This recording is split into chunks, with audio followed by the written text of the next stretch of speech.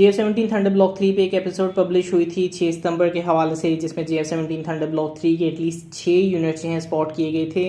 मैं पर्सनली जो है एक SP-10 यूनिट को भी स्पॉट कर सका हूँ, जिसका मतलब हो सकता है कि 10 यूनिट्स जो हैं इस वक्त कम अज़ कम JF-17 थंडर ब्लॉक 3 के तैयारी के मराहिल में मौजूद हैं। लेकिन अभी तक जो बताया जा रहा है उसमें 6 यूनिट्स कम अज़ कम स्पॉट किए गए हैं। इनकी तैयारी में डिफरेंस मौजूद हो सकता है। पहला प्रोटोटाइप यकीनन इस वक्त तक अपने कंप्लीशन के मराहिल में मुकम्मल हो चुका होगा, चूँकि एक्सपेक्टेड यही है कि इसी महीने इसने अपनी मेडन फ्लाइट या अपनी फ़र्स्ट फ्लाइट भरनी है। आई वॉज थिंकिंग कि पहले 2 JF-17 थंडर ब्लॉक 3 मैक्सिमम इस साल पाकिस्तान एयरफोर्स को डिलीवर किए जा सकते हैं, लेकिन आई गेस हम अपनी एक्सपेक्टेशन बढ़ा सकते हैं और इवन इससे पहले भी जो ब्रावोस थे उनको भी बड़े बैचेस में डिलीवर किया जाता रहा है। एनीवेज, जो भी डेवलपमेंट देखी गई है उससे कम से कम JF-17 थंडर ब्लॉक 3 में बेहतर प्रोग्रेशन ही देखने को मिली है। अगेन मैं ये पहले भी मेंशन कर चुका हूँ और फिर भी मेंशन कर दूँ कि ऑल्दो इस चीज़ की टाइमलाइन पेश की जाती है कि 50 block 3 JF-17 thunder Pakistan air force की जानिब से हासिल किए जाने हैं, लेकिन ये नंबर इंक्रीज़ भी हो सकता है और इसमें इजाफा होगी। ये नंबर जो है ऑलमोस्ट 150 JF-17 थंडर ब्लॉक 3 तक भी पहुंच सकता है। इवन 26 JF-17 थंडर जो ब्रावो वर्जन थे वो भी इस टाइमलाइन में बाद में शामिल किए गए हैं। सो वी कैन एक्सपेक्ट कि JF-17 थंडर ब्लॉक 3 के नंबर्स में 50 से ज़्यादा का इजाफा हो सकता है। बाकी ब्लॉक्स में भी एसा रेडार, BVR कैपेबिलिटी यानी कि PL-15 मिसाइल की कैपेबिलिटी जो है उसका इजाफा किया जाएगा। तो एक साइजेबल 250-275 की तादाद में फुली इक्विप्ड JF-17 थंडर की फ्लीट पाकिस्तान एयरफोर्स के पास मौजूद हो सकती है।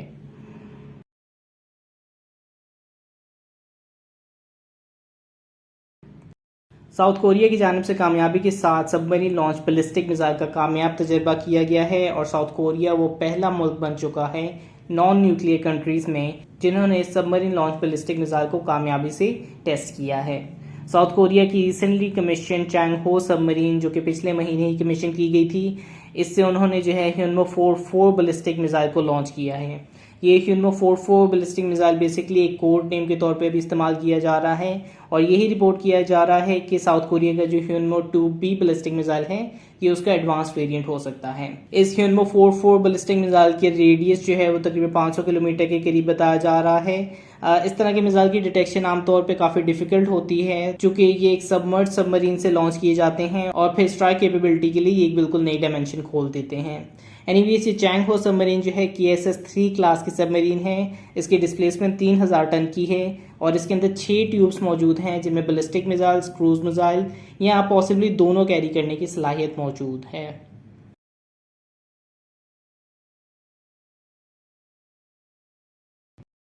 इस चीज़ की पॉसिबिलिटी एक बार फिर से ओपन हो चुकी है कि कतर की जानिब से उनके मिराज 2000s को जल्द ही रिटायर किया जा सकता है। ऑब्वियसली आज से चंद साल पहले भी राउंड अबाउट आई गेस 3 साल पहले इस चीज़ की न्यूज़ एक बार फ्लोट की गई थी कि कतर एयरफोर्स की जानिब से अपने मिराज 2000s को ऑफिशियली रिटायर किया जा सकता है। ऑब्वियसली इसके रिटायर होने की एक तरह से एसोसिएशन हम पाकिस्तान एयरफोर्स के साथ भी जोड़ते हैं कि पाकिस्तान एयरफोर्स इन मिराज 2000s को परचेज कर सकता है और एक वक्त तक पाकिस्तान एयरफोर्स की जानिब से इन कतरी मिराज 2000 को ख़रीदे जाने के हवाले से एक प्लॉजिबल केस भी बनाया जा सकता था। लेकिन at this point I don't think कि पाकिस्तान एयरफोर्स की जानिब से अब इसमें इंटरेस्ट शो किया जाएगा।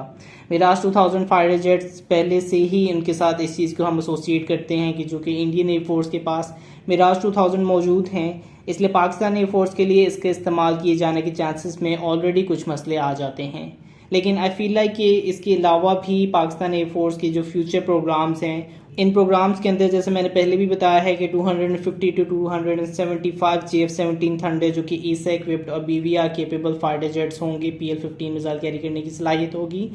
और उसके अलावा एक बहुत लाइकली चांस में J-10C V ड्रैगन के हवाले से भी किसी किस्म की डेवलपमेंट हमारे आने वाले महीनों में हमें देखने को मिल सकती है। और उसके अलावा पाकिस्तान एयरफोर्स अपने फ्यूचर के फाइटर जेट में इन्वेस्ट करने के हवाले से भी फोकस शिफ्ट कर सकता है। सो इन कतरी मिराज 2000 फाइटर जेट्स को आई डोंट थिंक कि पाकिस्तान एयरफोर्स की जानिब से हासिल किया जाने वाला है।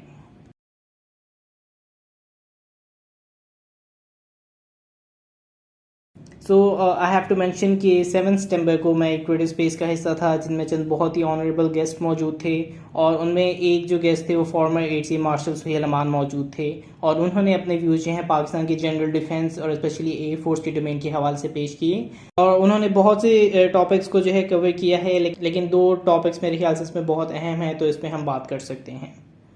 तो एक जो चीज़ उन्होंने बात की, उनके मुताबिक farmer air chief Suhail Aman के मुताबिक जो है वो इसी हक में है कि बजाय J-10C ड्रैगन ख़रीदने से आप अपने JF-17 थंडर ब्लॉक 3 में मज़ीद इन्वेस्ट कर सकते हैं। ऐसा मालूम होता है कि ये अप अनटिल सुहेल अमान के टेन्योर तक इस हवाले से किसी किस्म की मेजर डेवलपमेंट हमें नहीं देखने को मिली थी। लेकिन अगर आपको याद होगा कि पाकिस्तान एयरफोर्स के J-10C खरीदने की न्यूज़ उस वक्त सामने आना शुरू हुई थी जब शाहीन 7 एक्सरसाइज में उस वक्त के air chief marshal Mujahid Anwar Khan और chief of army staff general Qamar Javed Bajwa ने उस J-10C को एवेलुएट किया था।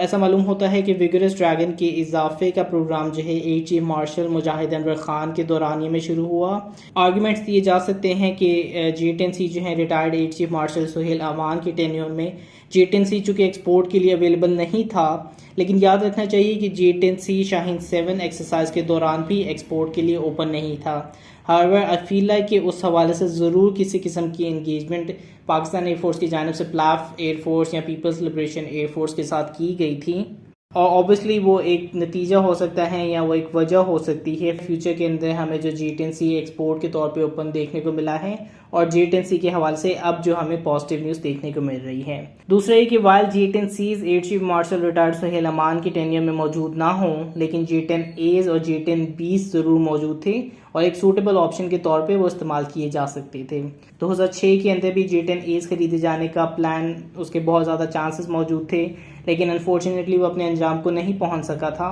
तो इस हवाले से मेरे जो व्यूज़ थे जो कि मैं माजी में एक्सप्रेस कर चुका हूं, और retired air chief marshal Sohail Aman ने अपने जो व्यूज़ जाहिर किए हैं, इनके अंदर हमें एक सिम्त देखने को मिलती है। लेकिन इसके अलावा एक और जो चीज़ उनकी जानिब से कही गई जो कि बहुत इंटरेस्टिंग है, और उन्होंने बताया कि क्यों आप चाइना, अमेरिका या यूरोप की बड़ी इकॉनमीज़ के साथ अपना कंपैरिजन नहीं कर सकते। कंपैरिजन इस सेंस में कि जो मौजूदा दौर में या फ्यूचर के अंदर cyber warfare, stealth jets, space warfare, इन तमाम एस्पेक्ट्स में जिस तरह फर्स्ट वर्ल्ड कंट्रीज़ ऑपरेट कर रही हैं, पाकिस्तान इस तरह से क्यों नहीं ऑपरेट कर सकता। बजट ऑब्वियसली इसमें या फाइनेंशियल कंस्ट्रेंट्स जो हैं इसमें बहुत अहम रोल प्ले करते हैं, और इस मौके पे आपकी ज़रूरत किस चीज़ की है, ये तमाम चीज़ें जो हैं ज़्यादा अहम रोल या इन फैक्टर होती हैं।